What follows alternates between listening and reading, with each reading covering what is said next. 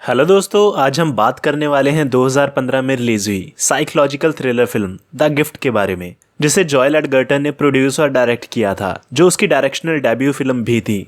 Direction के साथ साथ जॉयल ने इस फिल्म में अभिनय भी किया था। इस मूवी में जेसन बेटमैन, रेबेका हॉल और जॉयल एडगर्टन मुख्य भूमिका में नजर आते हैं।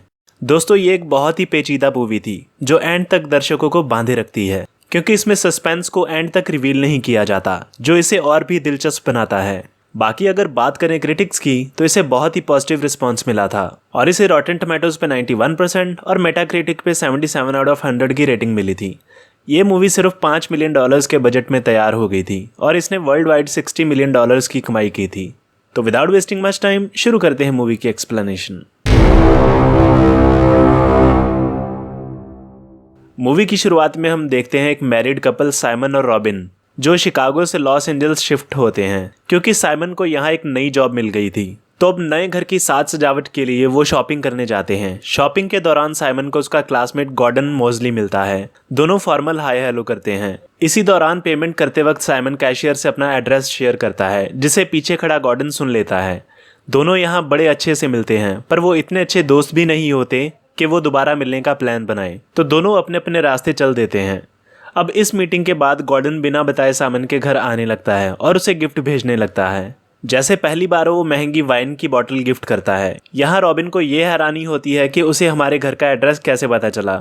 फिर गॉर्डन खुद साइमन के घर फार्मर, हेल्पर्स और मेड्स की लिस्ट देने के बहाने आता है। यहाँ रॉबिन उसे घर देखने के लिए इनवाइट करती है। फिर वो घर को अच्छे से एक्सप्लोर करता है। शाम हो रही होती है तो रॉबिन उसे डिनर के लिए इनवाइट करती है। अब डिनर पे साइमन गॉर्डो को बताता है कि वो एक कंपनी के लिए काम करता है जो लोगों की सीक्रेट इन्फॉर्मेशन प्रोटेक्ट करते हैं। तो अब डिनर के बाद गॉर्डन उन दोनों को अपने घर डिनर के लिए इनवाइट करता है। यहाँ साइमन को गॉर्डो का उनके घर बिना बताए आना काफ़ी ऑड और वियर्ड लगता है और इसके बारे में वो रॉबिन से भी बात करता है। अब इसके बाद गॉर्डन उनके पॉन्ड के लिए कुछ मछलियाँ गिफ्ट करता है। तो रॉबिन कहती है कि हमें उसके लिए थैंक यू बोलना चाहिए, पर साइमन कहता है कि थैंक यू किसके लिए, बिना बताए उनकी प्रॉपर्टी पे आने के लिए। और वो उसका नाम फ्रिज से गॉर्डो से वीडो लिख देता है, क्योंकि स्कूल में वो उसे इसी नाम से बुलाते थे। और ये डिसाइड करता है कि वो फाइनली डिनर पे उसे बोल देंगे कि उन्हें उसका बिना बताए उनके घर आना बिल्कुल पसंद नहीं। अब अगले दिन फिर से गॉर्डो उनके घर आ जाता है और यहाँ वो फ्रिज पे अपना नाम गॉर्डो से वीडो लिखा देख लेता है, पर बिना कोई रिस्पॉन्स दिए वहाँ से चला जाता है। अब रात को दोनों डिनर पे गॉर्डो के घर जाते हैं और उसका आलीशान घर देखकर काफी इंप्रेस हो जाते हैं। डिनर के समय गॉर्डो को कोई अर्जेंट कॉल आ जाती है, जिसकी वजह से वो उन्हें घर में अकेला छोड़कर बाहर चला जाता है। दोनों को काफी अजीब लगता है कि कोई कैसे अनजान लोगों को अपने घर अकेला छोड़कर जा सकता है। इसी बात का फायदा उठाकर वो दोनों घर को एक्सप्लोर करने लगते हैं और एक्सप्लोर करने के बाद उन्हें लगता है कि गॉर्डन मैरिड है और उसका कोई एक बच्चा भी है और जरूर ये हमसे कुछ छिपा रहा है। अब इसी दौरान साइमन अपना शक जाहिर करता है कि शायद गॉर्डन को रॉबिन में इंटरेस्ट है, इसीलिए वो उनके घर उसकी गैर मौजूदगी में आता है और यहाँ वो पीठ पीछे गॉर्डो का मजाक उड़ाने लगता है। गॉर्डो के वापस आने पे साइमन उससे सच्चाई उगलवाने की कोशिश करता है, तो गॉर्डो से बताता है कि ये घर उसकी बीवी का है, जो अब उसके बच्चे को लेकर कहीं और रह रही है। तो साइमन उसे साफ साफ कह देता है कि उसे अपनी लाइफ को सुलझाना चाहिए, ना कि हमारी लाइफ में इंटरफेयर करना चाहिए, और उसे वार्न करता हुआ अपनी फैमिली से दूर रहने की हिदायत देता है और वहां से चला जाता है। अब शायद इससे गॉर्डन को गुस्सा आ जाता है। तो अगले दिन रॉबिन को मछलियां मरी हुई मिलती हैं और उनका पालतू कुत्ता भी गायब होता है। तो साइमन का सीधा शक गॉर्डो पे जाता है, तो वो उसे कन्फ्रंट करने उसके घर जाता है, पर वहां उसे उसकी सच्चाई का पता चलता है। दरअसल गॉर्डो जिस घर में रह रहा था वो उसके बॉस माइक का था और गॉर्डो वहाँ उनका ड्राइवर था। ड्राइवर होने के नाते उसके पास गैराज की चाबी होती है और इसी तरह वो बैकडोर से घर को एक्सेस कर पाता है।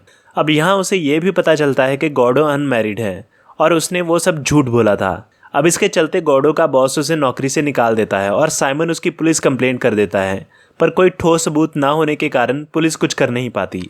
अब कुछ दिन आगे निकलते हैं और रॉबिन को ऐसा महसूस होता है जैसे वो घर में अकेली नहीं है। उसे घर में कदमों की आवाज़ आती है। उसे ऐसा लगता है जैसे दूसरे रूम में कोई चल रहा हो, पर वो सोचती है कि शायद ये उसका वहम है, जिसके चलते वो पैरानॉइड की शिकार होने लगती है और इसी के चलते वो काफ़ी स्ट्रेस रहने लगती है। स्ट्रेस से निजात पाने के लिए वो अपनी नेबर के घर से नींद की गोलियां चुराती है। अब एक रात ऐसे ही उनका कुत्ता वापस आ जाता है और उसकी अगली सुबह रॉबिन को गॉर्डो का अपॉलजी लेटर मिलता है, जिसमें गॉर्डो ने अपने बिहेवियर के लिए माफ़ी मांगी होती है।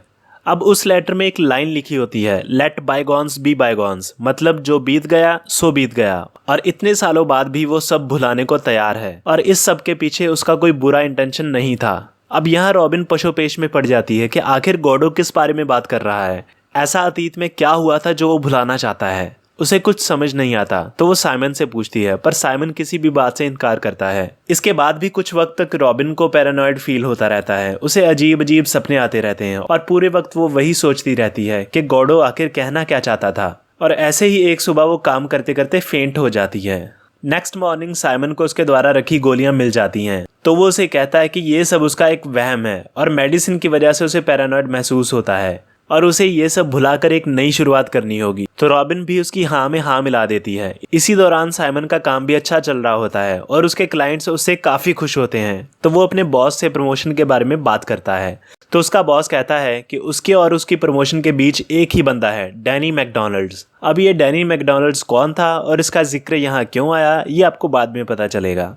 अब समय कुछ आगे निकलता है और रॉबिन प्रेग्नेंट हो जाती है और एक दिन शॉपिंग के दौरान वो फिर से गॉडो को देखती है, पर उसके मिलने से पहले गॉडो वहां से चला जाता है। रॉबिन के बेबी शावर के दौरान साइमन की बहन उसके पूछने पे बताती है कि स्कूल में साइमन और उसके एक फ्रेंड ग्रेग ने ये रिपोर्ट लिखवाई थी कि वो किसी बंदे के साथ मॉलेस्ट हुआ था, जिसके बाद स्कूल में गॉडो को बुली किया जाने लगा, जिसकी वजह से उसे स्कूल तक छोड़ना पड़ा। अब रॉबिन को और इंटरेस्ट हो जाता है कि आखिर गॉडो के साथ ऐसा क्या हुआ था जो उसने बायगॉन्स बी बायगॉन्स लिखा, ऐसा क्या था जो वो भुलाना चाहता था। तो वो उसके फ्रेंड ग्रेग के बारे में छानबीन शुरू कर देती है और आखिर उसे ग्रेग का पता चल जाता है। तो वो उससे मिलने जाती है और वहां उसे पता चलता है कि साइमन स्कूल में एक बुली था, वो बस लोगों को तंग किया करता था। और एक बार गॉडो को तंग करने के लिए उसने स्कूल में र्यूमर्स फैलाए कि गॉडो गे है और वो किसी लड़के के साथ मॉलेस्ट हुआ है, जिसकी वजह से गॉडो के पिता ने उसे गे समझकर जिंदा जलाने की कोशिश की, जिसकी वजह से उन्हें जेल हो गई। साइमन की वजह से गॉडो की लाइफ डिस्ट्रॉय हो गई और शायद इसीलिए समाज और लाइफ में वो कभी आगे नहीं बढ़ पाया। ये सुनकर उसे बहुत अफसोस होता है। अब इसके बाद रॉबिन को साइमन पे शक होने लगता है कि शायद वो उसे कुछ छिपा रहा है, तो वो उसके ऑफिस की तलाशी लेती है, जिसके दौरान उसे ये पता चलता है कि साइमन ने सीक्रेटली गॉर्डन का बैकग्राउंड चेक किया था कि वो कहाँ रहता है और क्या करता है। तभी उसे वहाँ डैनी मैकडॉनल्ड्स की एक फाइल भी मिलती है, पर वो उसे इग्नोर कर देती है। अब डैनी की फाइल उसने क्यों बनाई ये हमें बाद में पता चलेगा। अब ये सब जानने के बाद रॉबिन का साइमन से जैसे भरोसा उठ जाता है और वो साइमन को कह देती है कि अगर उसे अपनी रिलेशनशिप कायम रखनी है तो उसे गॉर्डन से अपने किए के लिए माफ़ी मांगनी पड़ेगी। तो रॉबिन के इंसिस्ट करने पर साइमन गॉडो से माफ़ी मांगने जाता है और ऐसे बिहेव करता है जैसे उस पर कोई एहसान कर रहा हो। अब ये जानते हुए कि साइमन दिल से माफ़ी नहीं मांग रहा और वो रॉबिन के कहने पर यहाँ आया है, तो गॉडो उसे अपॉलॉजी एक्सेप्ट नहीं करता और उसे कहता है कि past is not done with him yet. ये सुनकर साइमन भड़क जाता है और उल्टा उसे मारता है और धमकाता है कि फिर कभी उसकी फैमिली के आसपास ना दिखे। फिर साइमन घर जाकर रॉबिन से झूठ कह देता है कि गॉर्डन ने उसकी अपॉलॉजी एक्सेप्ट कर ली है। अब समय कुछ आगे निकलता है और दोनों की लाइफ नॉर्मल हो जाती है। साइमन को प्रमोशन मिल जाता है और इसीलिए वो अपने ऑफिस कोलीग के साथ अपने घर में एक पार्टी रखता है।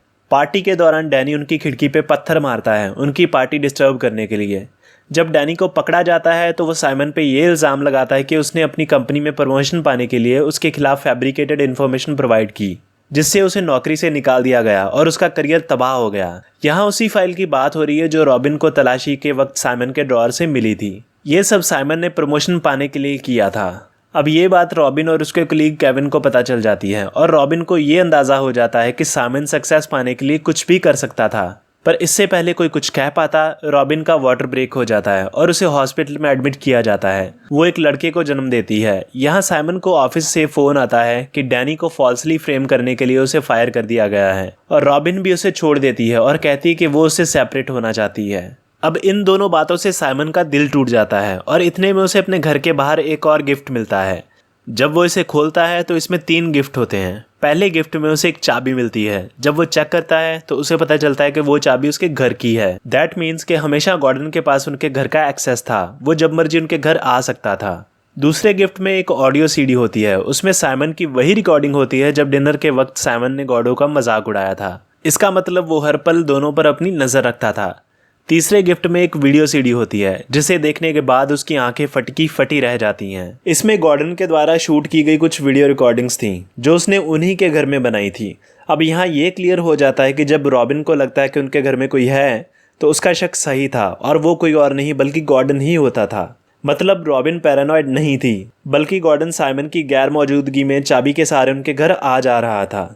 अब इसमें वो सीन भी होता है जिसमें रॉबिन बेहोश हो जाती है और यहाँ गॉर्डन बंदर का मास्क पहने दिखाई देता है, एक ड्रिंक बॉटल के साथ। मीन्स कि उसने ड्रिंक में कुछ मिला दिया था जिससे पीने के बाद वो बेहोश हो गई थी। बंदर का मास्क उसने इसलिए पहना था क्योंकि साइमन को बंदरों से फोबिया था।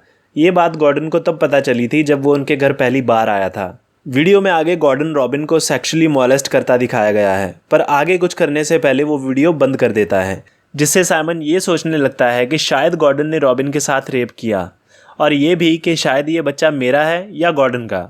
ठीक इसी वक्त गॉर्डन फूल लेकर रॉबिन से मिलने हॉस्पिटल जाता है और उसे कहता है कि साइमन ने उसे पीटा। ये सुनकर रॉबिन को साइमन पे और गुस्सा आ जाता है। अब जैसे ही गॉर्डन यहाँ से निकलता है कि साइमन आ जाता है और दोनों एक दूसरे को कुछ दूरी से देखते हैं, पर इससे पहले कि साइमन गॉर्डन को पकड़ पाता वो वहाँ से गायब हो जाता है और कुछ देर बाद उसे फ़ोन करके याद दिलाता है कि उसने उसके साथ स्कूल में क्या किया, और अगर वो तब चाहता तो उस र्यूमर को रोक सकता था, पर उसने ऐसा नहीं किया। और आज जब वो उसे ये सुनना चाहता है कि गॉर्डन ने रॉबिन के साथ क्या किया, तो वो उसे कभी पता नहीं चलेगा और उसे वो जानबूझकर और कंफ्यूजन में डाल देता है कि उसने रॉबिन के साथ रेप किया या नहीं।